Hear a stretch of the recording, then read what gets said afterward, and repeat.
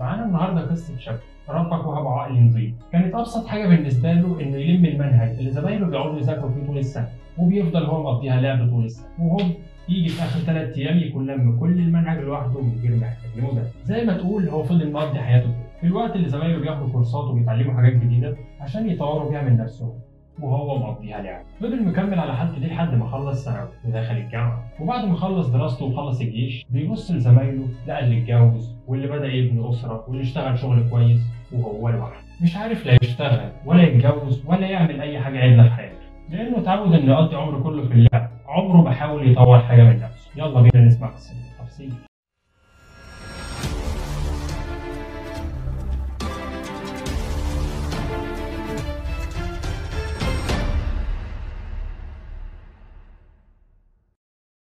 قصتنا النهارده عن علي، شاب ربك وهب عقل نضيف قوي، كان بيقدر يحفظ ويفهم اي حاجه عنده في المنهج بسرعه. علي كان متعود يفضل طول السنه يلعب ويقضيها فرجه على التلفزيون، وده بيحصل في نفس الوقت اللي زمايله بياخدوا فيه دروس ويكونوا بيذاكروا عشان لما يجوا تاني يوم والمدرس يسالهم سؤال في المدرسه يقدروا يحلوه. طبعا علي كان مقضيها تريقه على زمايله وبيقول عليهم اغبياء. هو كان شايف ان اللي يقعد كل ده عشان يقعد يذاكر درس ويفهمه اكيد شخص غبي، ده على فهم علي طبعا، والدنيا كانت مبينه له ان هو ده اللي صح.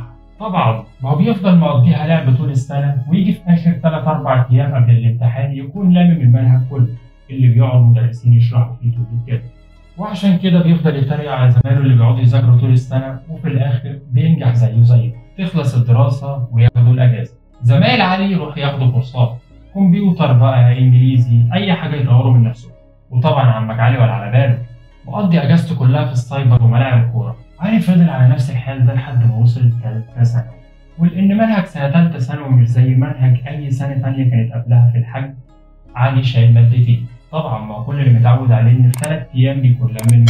دخل بعد كده علي الملاحق ونجح في المادتين، بس طبعا مجموعه كان ضعيف واضطر إنه يدخل جامعة خاصة بمبلغ كبير، بس برضه ما كانش فارق معاه قوي، ما هو بابا كده اللي بيدفع مصاريف الجامعة. علي خلص جامعته ودخل الجيش، قضى فيها سنة اتربى فيها وعرف يعني إيه نظام. وبعد ما علي ما خلص الجيش ورجع تاني علي لحياته وللامبالاة اللي كان مقضيها، ونسي النظام اللي اتعلمه في الجيش. زي ما تقول كده دنيته كلها بقت عبارة عن سهر وبنات، وعمره ما حاول يشيل مسؤولية نفسه، لحد ما في مرة علي وهو سهران مع زمايله جاله مكالمة تليفون: الحق أبوك مات. طبعا من الصدمة علي ما كانش مستوعب إيه اللي حصل، وببساطة كل اللي عمله إنه راح صلى على أبوه ودفن. وبعد ما حزن عليه حوالي أسبوع رجع علي تاني للخروجات والسهر، لحد ما قابل واحد من زميله ده كان معاه في المدرسة، كان جاي يعزيه في والده، وهما بيتكلموا مع بعض الكلام جاب بعض، كل واحد فيهم سأل التاني ايه دنيتك، عامل ايه، عايش ازاي دلوقتي. علي اتصدم لما عرف ان زميله اللي كان بيتريق عليه وهو عيل صغير بقى مدير لشركة كبيرة، وقدر كمان يتجوز ويكون أسرة في نفس الوقت اللي علي كان عايش فيها على باقي فلوس أبوه اللي كانت خلاص قربت تخلص، فلوس اللي كان علي المفروض كان يجهز بيها. وطبعا علي كان عارف انه لو كان راح قدم على اي شغل مش هيتقبل، لانه اولا مش حديث التخرج ولا معاه اي شهاده خبره او حتى كورسات. علي بعد ما ساب صاحبه قعد يفكر في الكلام ده، وبعد يومين علي قرر انه يتغير، يبطل خروجات وسهر مع بنات ويروح يشوف مستقبل. علي راح على طول كلم زميله وحكى له عن ظروفه وطلب منه شغل. زميله اللي هو مدير الشركه فاكرينه، زميله طلع راجل محترم وشغله معاه في الشركه. وبعد ما اشتغل علي ما قدرش يستحمل فكرة إن مديره هو الشخص اللي كان زميله في يوم من الأيام في الفصل، واللي حاليا هو اللي بيديله الأوامر. ساعتها بس علي ثابت عليه نفسه واتضايق. علي ما كانش متضايق من زميله اللي بقى مديره، بالعكس ده كان فرحان بيه جدا، لكن علي لما زعل كان زعلان على نفسه، على الوقت اللي ضيعه من حياته على الفاضي.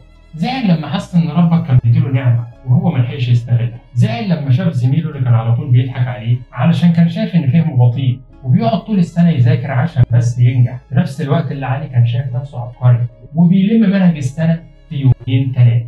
أهو زميله ده بقى مديره في الشغل. علي ساعتها عرف قيمة كل لحظة هو ضيعها، عرف ساعتها هو كان قد إيه غلط، ما حاولش يعمل زي زمايله ويتعلم حاجة يطور بيها نفسه. علشان كده علي حب يشارك قصته معانا النهاردة. علي كان حابب إن قصته تكون عبارة عن عبرة وعظة لأي حد عشان ما يعملش زيه، علشان ما يجيش في وقت يلاقي إنه ضيع حياته زي علي.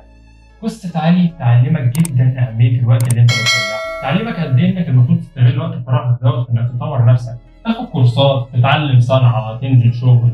المهم إنك تتعلم أي حاجة مفيدة، تتعلم كل شوية حاجة جديدة، تعلمك انك لازم تشوف الهبه اللي ربك رزقك بيها وتهتم بيها، سواء الهبه دي كانت عقل نظيف او صحه كويسه او موهبه انت شاطر فيها او اي ميزه موجوده عندك، وانك لازم تهتم بالهبه دي وتطور منها، لان اكيد هيجي اليوم اللي هتتسال فيه ان ربك وهبك كذا، انت بقى عملت بيه. يا ريت بقى تشوف الفيديوهات اللي فاتت، تشترك في القناه عشان تشوف الفيديوهات اللي جايه، تشير الفيديو عشان قصه علي توصل للناس ويستفيدوا منها، وطبعا لو عجبك الفيديو ما تنساش اللايك. ولو انت حابب تشارك قصتك معانا، سواء كنت عايز تقول اسمك او ما تقولش، او حتى عايز تحكي قصتك انت بنفسك وتنزله فيديو معانا هنا في القناه، دي كل حساباتي، اتمنى انكم تشرفوني عليها. وطبعا مستني رايك في كومنت. بس كده، سلام.